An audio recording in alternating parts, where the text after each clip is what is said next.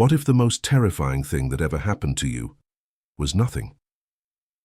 Not a sound, not a shadow, not the particular quality of silence that tells you something is near, just nothing. The absence of everything you had been bracing for. The emptiness where the story was supposed to begin. We have been trained, from the very first scary story anyone ever told us, to understand forests as places where things happen, where the path disappears, where the figure steps out from behind the trees, where the rules of the ordinary world stop applying and something older, something with its own logic and its own appetite, takes over. That training runs deep. It's in the fairy tales we absorbed before we could read them ourselves, in the films that made us afraid of the dark, in the instinctive quickening that happens somewhere in the chest when we find ourselves surrounded by trees and the light starts to fail. The forest means something. It has always meant something. And what it means, above everything else, is that you are not safe here, and that the thing you cannot see is already aware of you. So when a child walks alone into the forest, into the deep part, past the point where the trees thin and the town is still audible in the distance, into the real dark interior of it, every story we know tells us what comes next. Something follows. Something watches. Something reaches out from the space between what is visible and what is not. But what happens when none of that occurs? What happens when the child walks in and the forest simply receives her? What you're about to discover might unsettle you in a way you weren't anticipating. Have you ever had a moment like that? A place you walked into and came back from changed, without being able to say exactly what changed, or why, or what was responsible for it? If that question lands somewhere real for you, I'd love for you to share it in the comments below.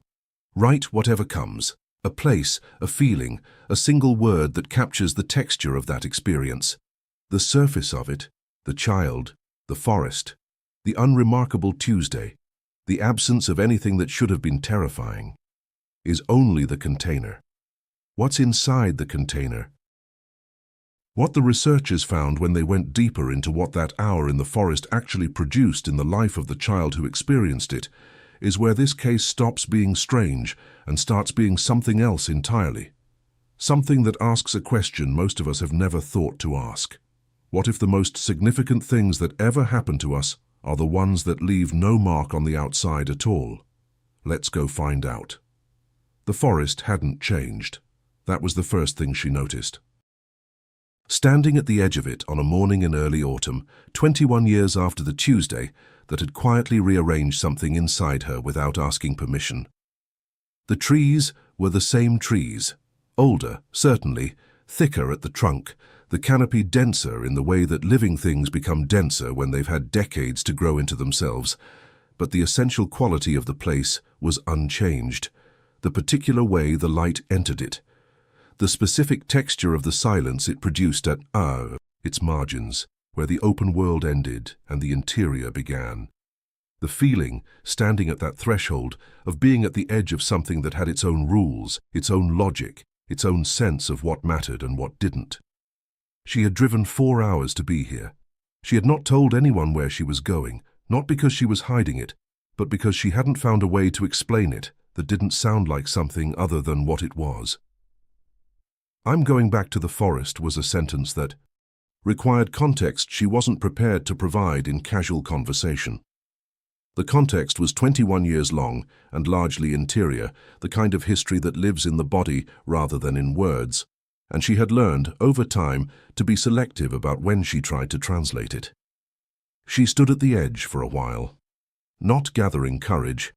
That's the important thing to understand from the beginning of this part of the story.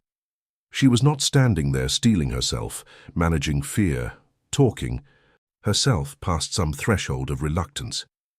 She was simply standing there the way you stand at the edge of something significant, giving it the acknowledgement it deserves before you step into it. There is a difference between hesitation and respect, and this was the latter. Then she walked in. The researchers who had been studying her case, who had first encountered her account through a network of people who document experiences that don't fit the available categories, and who had spent the better part of 2 years in careful, unhurried conversation with her about what had happened when she was 7, had asked her, before this return visit, to try to articulate what she was expecting.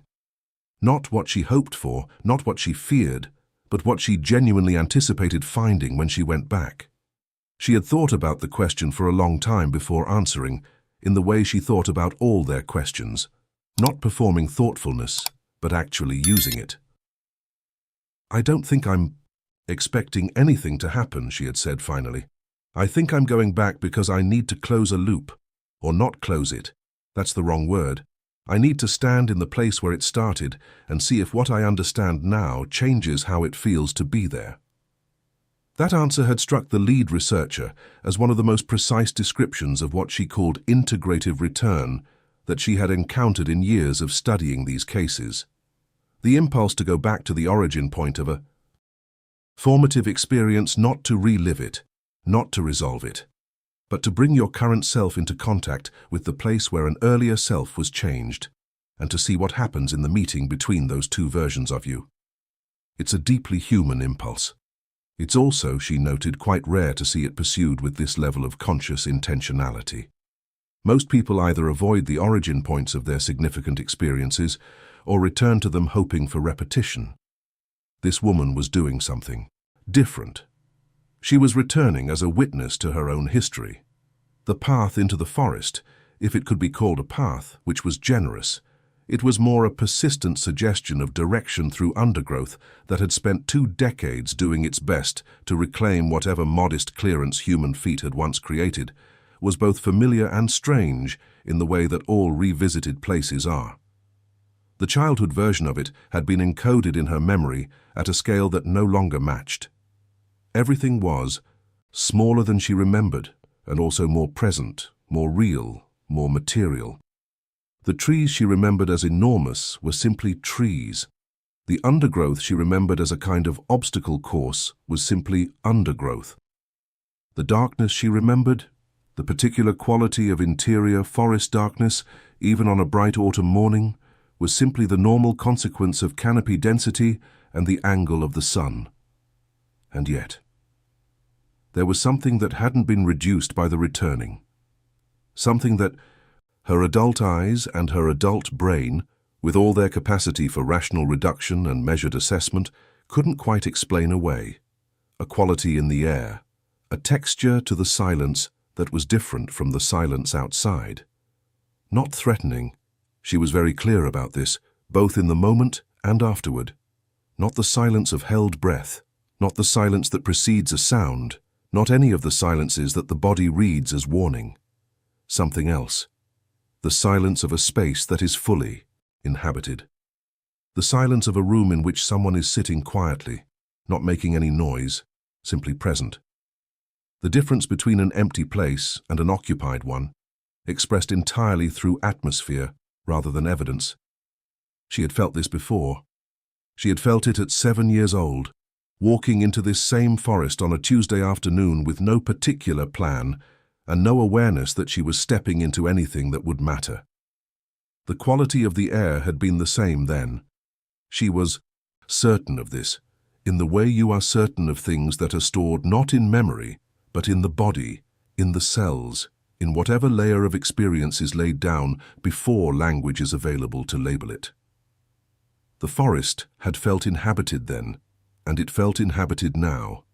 And the inhabitant, if that was the right word for something that had no visible form and left no evidence that could be photographed or measured, was the same. She knew this the way you know a voice, not from any single identifiable feature, but from the totality of it, the complete, unmistakable pattern of a presence you have encountered before. The researchers had spent considerable time in their documentation of this case, trying to construct a precise language for what the subject described in moments like this one. The challenge was that the available vocabulary was almost entirely wrong. The words that existed for this kind of experience were contaminated by horror, by religion, by the long history of human beings. encountering the unknown and reaching for the nearest available framework, which was almost always either danger or the divine. Neither of those frameworks fit. Whatever inhabited this forest was not dangerous, and it was not sacred in any sense she could attach to the word. It was simply there, simply present, simply, and this is the word she kept returning to, the word that felt most accurate despite being the most modest, aware. Aware of her return. Aware, in some manner, she couldn't explain and didn't try to, of the 21 years that had passed between the first time she walked into these trees and this second time. Aware of what those years had contained. Aware, perhaps. And this is where the language starts to strain, where we reach the edge of what words can carry, of what she had become in the interval. She walked deeper. This is the part of the story that requires a particular kind of attention, because on the surface, on the purely external, observable surface, nothing was happening. A woman was walking through a forest. The trees were doing what trees do. The light was doing what light does when it comes through a dense canopy on a clear autumn morning. There were birds, intermittently. There was the sound of her own footsteps on the leaf-covered ground. There was the occasional shift of the wind in the upper branches, the normal, unremarkable vocabulary of a living forest on an ordinary day. But underneath all of that, in a register that the external description doesn't begin to capture, something was building. The researchers who have studied threshold experiences describe this as atmospheric accumulation, the way a significant encounter doesn't arrive all at once but accretes, layer by layer, in the approach. The way your body begins to understand what's happening before your mind has caught up. The way the air thickens, not literally, not in any measurable physical sense, but in terms of its felt density, its weight, its significance. She was aware of it.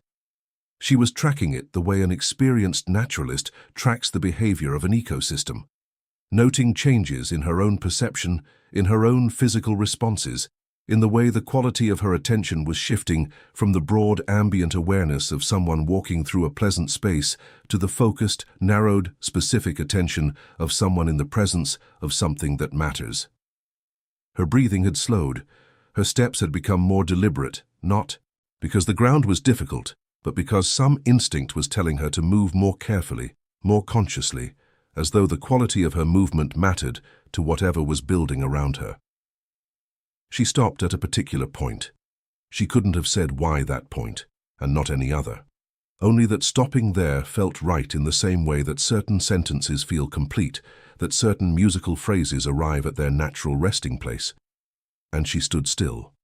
The forest was very quiet. Not the quiet of absence, not the quiet of a space from which everything has fled, but the quiet of full attention, the quiet of something that has stopped what it was doing and turned toward you. The quiet that is, in its own way, the loudest thing you will ever experience, because it contains within it a kind of focus that ordinary sound can't match. She stood in it for a long time, and then she did something that the researchers, when she described it to them later, found simultaneously surprising and inevitable. She raised her hand. Not in greeting exactly. She was careful about the language, insistent that it wasn't quite a greeting, wasn't the kind of gesture you make towards something you are expecting to respond in kind. It was more like an offering, an open hand extended into the space between herself and whatever was present, palm upward, in the gesture of someone who is giving rather than asking. The gesture of someone who has brought something and is making it available. She held it there. The forest held its quiet. Nothing moved. Nothing responded. No sound, no shift in the light, no variation in the quality of the air that could be interpreted as acknowledgement or approach or any form of reply. The extended hand remained extended into simple, ordinary space. The trees remained trees. The silence remained silence. She stood there for what she estimated afterward was about 3 minutes. Long enough for the gesture to be unambiguous. Long enough for whatever response was going to come to have arrived, if it was coming. Long enough to be absolutely certain, without any remaining room for the kind of doubt that lives in brevity and hurry, that nothing was going to happen. and then, slowly, she lowered her hand. And here is where the story makes its turn. Here is where everything that has come before, the 7-year-old on the Tuesday afternoon, the 21 years of quiet integration, the 4-hour drive, the walk into the familiar strange, interior of a place that had held something unexplained since before she had language for it, all of it pivots on what happened in the moment after the hand came down. Not what she felt, what she understood. Because the nothing, the absolute, complete, unambiguous nothing that had answered her offered hand, wasn't a disappointment.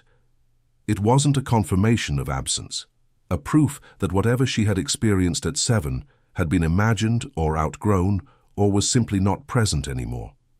It was, instead, something she could only describe as a complete answer, an answer so total and so precise that it required no supplement.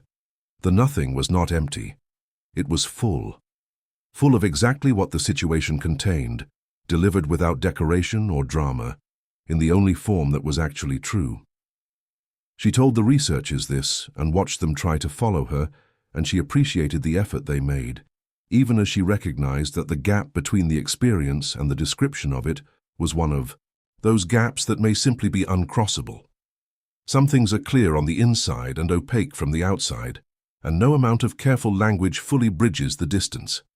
But she tried because she had committed to trying, because she believed, and this belief was itself one of the things that the forest had given her, or that she had built in the years since the forest, that the attempt to articulate the true shape of an experience is never wasted, even when it falls short. What she understood in the moment after the hand came down was this. The presence in the forest was not there to respond to her. It had never been there to respond to her. The relationship, if that was the word, and she was cautious about the word, because it implied reciprocity in a way that she wasn't sure was accurate, was not structured around exchange. It was not built on the model of two parties facing each other with equivalent needs and equivalent capacities and equivalent stakes. It was something else. Something that the human templates for relationship, friendship, guidance, protection, love, all gesture toward without capturing. A form of regard that doesn't require anything back, that isn't diminished by the absence of response, that continues whether or not the person at the center of it is present or aware or reaching out their hand. She had spent 21 years becoming someone who could understand this. Not intellectually. She had understood it intellectually for years, had the words for it long before she had the experience of it in her body, in her chest, in the specific quality of her breathing as she stood in that quiet forest with her hand at her side. Understanding something intellectually and understanding it in the way she understood it in that moment are not the same thing, and anyone who has ever had the second kind of understanding, the full body, irrevocable, this is now part of my structure kind, knows exactly what the difference feels like. The transformation that had begun on a Tuesday afternoon when she was 7 years old was complete. Now I want to go even deeper into this, because the surface of what just happened, woman returns to forest, extends hand, nothing occurs, understands something, doesn't begin to carry the weight of what that sequence actually contains. To understand it fully, we need to go back. Not to the forest, but to the 21 years between the two visits, to the hidden architecture of what was, built in that interval, and how it was built, and why the completion of it required exactly the gesture that was made and exactly the response, or non-response, that was received. She was 7 when the first visit happened, and the essential facts of it are these. She walked in alone. She walked in without fear, which her family found unusual, given that the forest had the low-level local reputation I described earlier. Not dramatic, not specific, just the persistent communal sense that it was a place you didn't go without a reason. She walked in the direction of the deepest part rather than the edges, and she came out an hour later unchanged in every external observable way and changed in every internal invisible way that would take years to fully surface. Her family noticed things in the weeks and months that followed the first visit, but noticed them without connecting them to the Tuesday afternoon, because the connection wasn't obvious, and because the changes were not the kind that raise alarms. They were quiet changes, the kind that you register as a slight shift in the texture of a person without being able to name what specifically is different. She was less reactive. That was the first thing, and in retrospect, the most significant. She had been, before the Tuesday, a normally reactive 7-year-old, responsive to the emotional weather of the household, quick to tears when things went wrong, quick to frustration, quick to the whole range of immediate, unmediated responses that characterize children who haven't yet built much internal buffer between stimulus and feeling. After the Tuesday, the buffer was there, not as numbness. Her emotional range was unchanged, her capacity for joy and grief and anger all intact. But the gap between stimulus and response had widened in a way that suggested something had been inserted in the space between them. Something that evaluated, that oriented, that decided how to proceed before the response arrived. Her parents talked about this, years later, in the way parents talk about things they observed without understanding at the time. Her mother said she had seemed, from around that age, like someone who had access to a room inside herself that other people didn't know about. A private place that she could go to when things got difficult, that reliably returned her to some kind of center. Her father, less comfortable with that kind of language, said simply that she had been a child who was hard to knock off balance, not because she was defended, not because she had built walls. She was by all accounts an open and connected child, but because the ground she was standing on was unusually stable. This is one of the central questions in the study of threshold experiences, and it's one that the researchers who worked with this case found themselves returning to repeatedly. What exactly happened in that forest on the Tuesday afternoon, and what was the mechanism by which it produced the internal changes that followed? The simplest version of the answer, the one that requires the fewest revisions to ordinary understanding, is that the experience functioned as a kind of inadvertent meditation. That a 7-year-old, walking alone into a space that was outside the ordinary texture of her life, entering a kind of natural sensory environment that reduced the usual noise and stimulation and social demand, had an experience of deep quiet that reorganized something in her nervous system. That the forest did what forests sometimes do for adults who seek them out deliberately, offered a space for the kind of non-directed, non-purposeful being that modern life rarely accommodates, and that the human system responds to with a recalibration that can be profound and lasting. This explanation is not wrong exactly. It's partial. It accounts for some of what the evidence shows: the reduced reactivity, the increased stability, the development of what her mother called the private inner room, without accounting for the specificity of it. Because what the evidence also shows, and what no version of the forest as accidental meditation explanation adequately handles, is the presence, the felt sense of something in that forest that was not her own mind creating a comfortable silence. The quality of inhabited quiet that she described with such consistency, such lack of drama, such absence of the kinds of embellishment that people often add to experiences they want to make more significant than they feel they are allowed to claim. The presence was real. She had never wavered on this, not in 21 years of being asked about it in various ways by various people. Not a feeling she had created, not a story she had told herself. Something that was there. And here is where the case opens into territory that the researchers found both the most compelling and the most difficult to navigate. Because if the presence was real, if there was genuinely something in that forest that was aware of the 7-year-old who walked in that Tuesday afternoon, that engaged with her in some manner even if that engagement left no physical trace, then the question of what that engagement produced becomes much more interesting than the forest meditation model allows for. The researchers used a framework they had developed across several years of studying similar cases, which they called non-verbal transmission.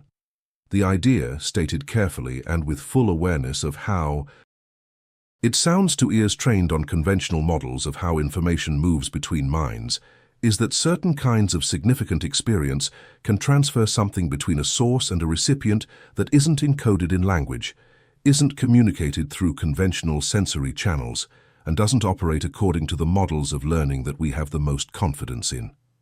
Not knowledge in the propositional sense, not facts, not information that could be written down, but something more like orientation, like the setting of a compass, like the installation of a default direction that the self will tend to move in when it's not being actively pulled elsewhere. The researchers were careful, exhaustingly careful, she said, in a way she appreciated, not to make claims that exceeded what the evidence could support. They didn't say the forest had taught her something. They didn't say a supernatural entity had deliberately shaped her development. What they said, in the careful, hedged, qualification-heavy language of people who have spent years having their ideas dismissed by colleagues who find the subject matter uncomfortable, was that the evidence was consistent with a form of experience transfer that doesn't fit any of the standard models, and that the outcomes in her life, the specific, measurable, decades-long outcomes, were more coherent as the result of that kind of transfer than as the result of any other explanation they had considered. She listened to this and nodded and said, "That's a very long way of saying that the forest gave me something, and I know it did. I've known since I was 7. The something it gave her is harder to name than to trace. Tracing it is, in a way, the easier task. You can follow the thread of the changed child backward through the decades, noting the way the stable inner ground showed up in specific choices and specific resilience and specific forms of courage, and build a picture of a life that was shaped at its foundation by something that happened in an hour on an unremarkable Tuesday. The naming is harder because the thing that was given doesn't belong to any of the categories we have for the things people give each other. It wasn't knowledge, it wasn't comfort, it wasn't protection, in the sense of being shielded from difficulty. Her life had contained its full share of difficulty, and she had moved through it rather than around it. It wasn't love, in any of the forms that word conventionally takes. It was something more fundamental than any of those things, something that preceded them, that made them possible, that was the ground in which they could grow. The nearest she could get, after 21 years of trying to find the right language for it, was this. It was the experience of being met by something that had no need for her to be different than she was, something that encountered the complete, unedited, 7-year-old version of her. Curious, unafraid, open, walking deeper, into a dark forest, because something in her wanted to know what was there, and responded to that version not with evaluation or instruction or any form of shaping, but with simple, full, unwavering recognition. This is what you are. I see it. It is sufficient.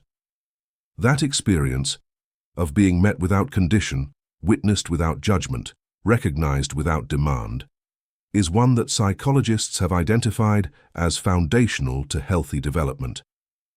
The research on attachment, on the way children build their sense of self in relationship to caregivers who see them accurately and accept what they see, points consistently toward this experience as the thing that makes everything else possible.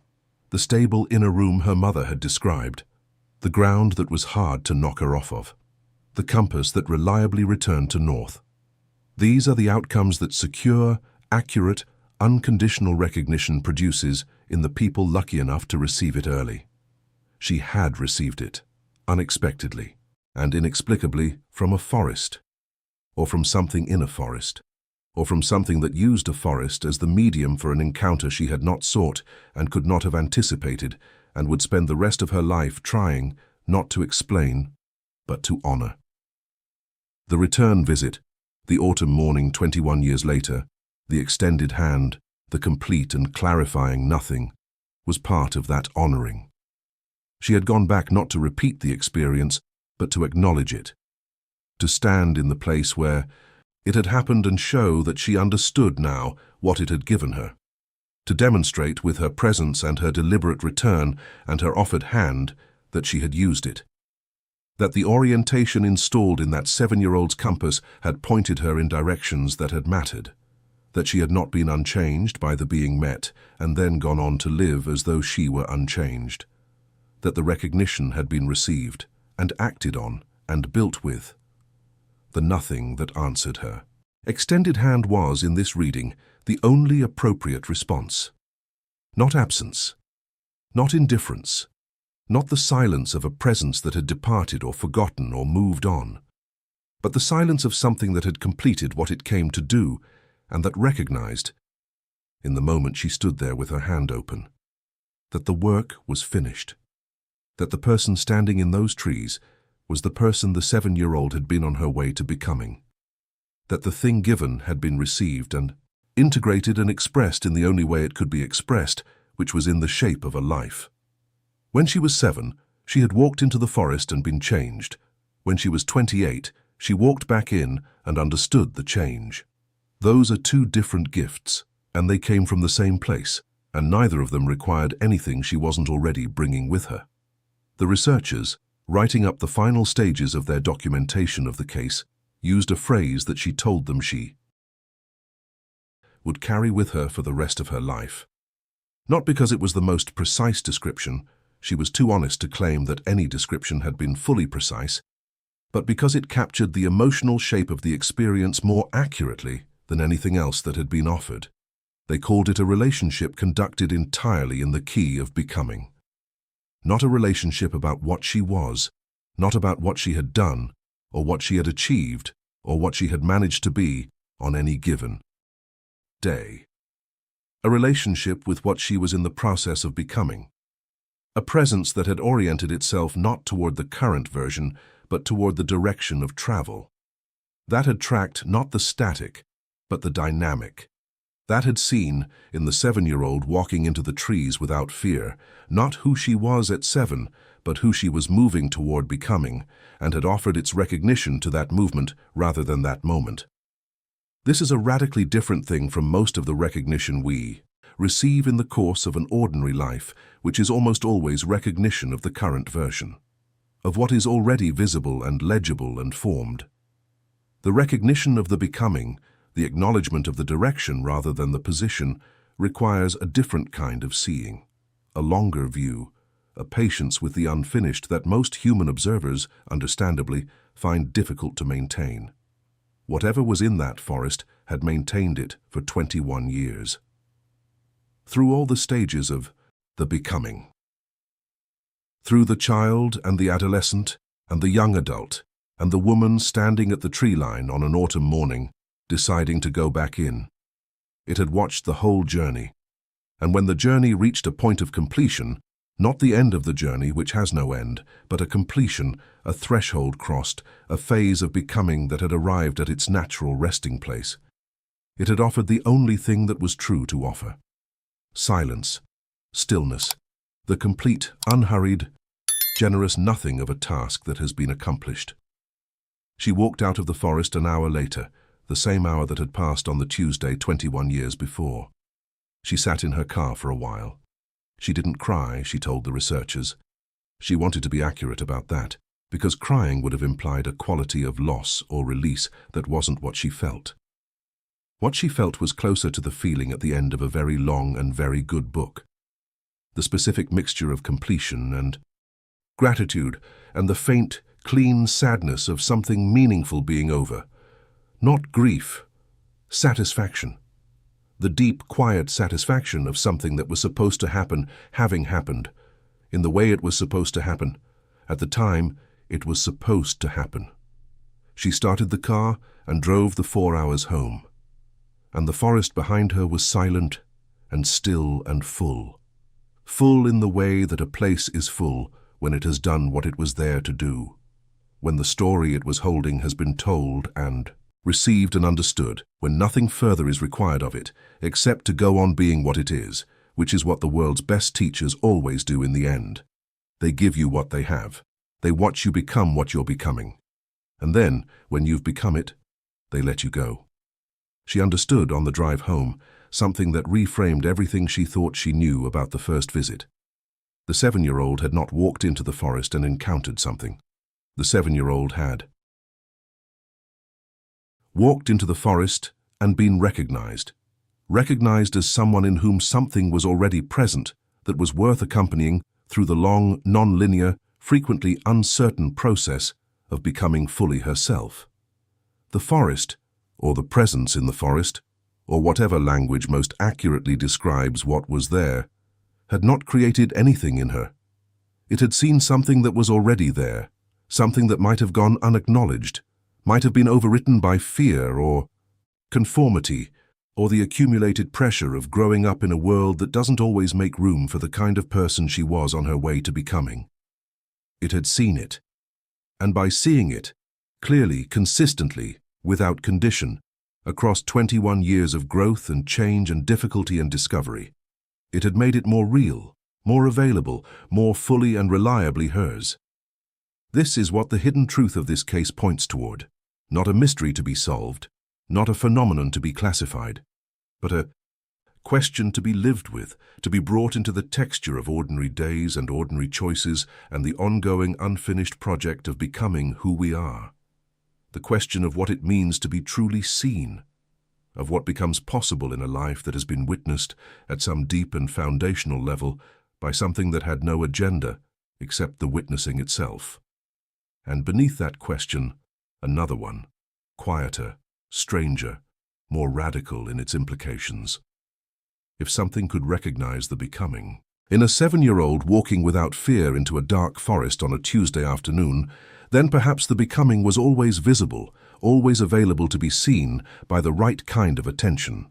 Perhaps the qualities that would define the shape of a life were there from the beginning, present in the way a seed contains the tree. Not yet expressed, not yet visible to ordinary eyes, but real, structurally, definitively real. Waiting not to be created, but to be acknowledged. Waiting for the particular quality of attention that could see it and name it, not with words, but with the most powerful form of naming available. Sustained, unwavering, unconditional presence. Perhaps that is what the forest offered, not magic, not the supernatural in any dramatic sense of that word, but something rarer than magic and more useful and more lasting, the experience of being seen by something that had no reason to look away all the way through to the person you were becoming. And perhaps the reason, the anticlimax, the nothing, the silence, the unanswered hand, is the most important moment in the whole story, is that it is the moment in which she finally, fully understands that she no longer needs to be seen from the outside, that the recognition has been internalized, that she carries the witness inside her now, in the stable ground and the private room and the compass that returns reliably to north. That the presence in the forest has completed its work not by abandoning her, but by becoming, in the deepest sense, part of the structure she stands on. It had never been about protection. It had never been about defense or guidance or any of the things we reach for when we try to explain why a benevolent presence would spend 21 years accompanying a person through the formation of a self. It had been about something simpler and more profound. It had been about learning not to be afraid, not of the dark, not of the unknown, not of the deep interior of places that have their own rules and their own logic, not even of the silence that answers when you extend your hand and wait. Learning not to be afraid is a lifelong project, and the forest had given her a foundation for it that she could not have built any other way. A direct, unmediated, embodied experience of the fact that the unknown is not necessarily hostile, that what watches from the shadows is not always what wants to harm, that the deepest part of the forest, the part you enter without knowing what, you'll find can be the place where you are most fully recognized. And when that recognition is complete, when the becoming has arrived at a threshold that justifies it, the most generous thing the witness can do is go quiet, become still, offer the hand back its empty air, say, in the only language available to something that was never about language, "You have it now. You don't need me to hold it for you anymore." That is what the nothing meant. That is what the silence said. That is what the forest on an autumn morning 21 years after a Tuesday afternoon gave her one final time. Not a presence, but the confirmation that the presence had always been pointing toward her own. Now I want to go even deeper into what this case reveals about the hidden architecture of transformative experience, about the specific conditions that make this kind of profound, invisible, lasting change possible, and about why most of us never encounter it, not because it isn't available, but because we've never been taught to recognize the form it takes when it arrives. If you made it here, all the way through the forest, all the way to the other side of that silence, then you already know that this wasn't really a story about a child and a forest. It was a story about what it means to be seen before you know who you are. About the kind of recognition that doesn't ask you to be finished before it shows up. About the quiet, patient, unhurried accompaniment that shapes a life, not by directing it, but simply by witnessing it. And the fact that you stayed, through all of it, through the slow build and the anticlimax and the long interior journey of it, tells me that something in this landed somewhere real for you. That's not nothing. That's actually everything as far as this channel is concerned. So here's what I'd love for you to do, if you're willing. Scroll down to the comments and leave the phrase, "I walked all the way through." Not as a formality, not as a performance, but as a small, honest marker that says, "I was here, I was present, this reached me." Those comments are the thing that makes this work feel worth doing. They're also the thing that tells the algorithm this kind of storytelling deserves to reach more people. People who are out there right now, carrying their own version of the Tuesday afternoon forest, their own unexplained transformation, their own experience of having been changed by something they couldn't name. If this video moved something in you, the like button is the simplest way to say so. It costs nothing, and it matters more than it probably should, in the practical sense of how content finds the people who need it. And if you're not subscribed yet, this is the gentle, unhurried invitation. This channel is built for exactly this kind of story. The ones that don't resolve cleanly. The ones that ask something of you, rather than just delivering information and sending you on your way. The ones that leave you with a question worth carrying. If that's what you're looking for, the button is there. There's a video right beside this one that picks up a thread from what we explored today. A different case, a different forest in a sense, but the same central mystery at the heart of it. What happens when we stop being afraid of what we can't explain and start paying attention to what it might be trying to show us? Click on it when you're ready. I'll meet you there.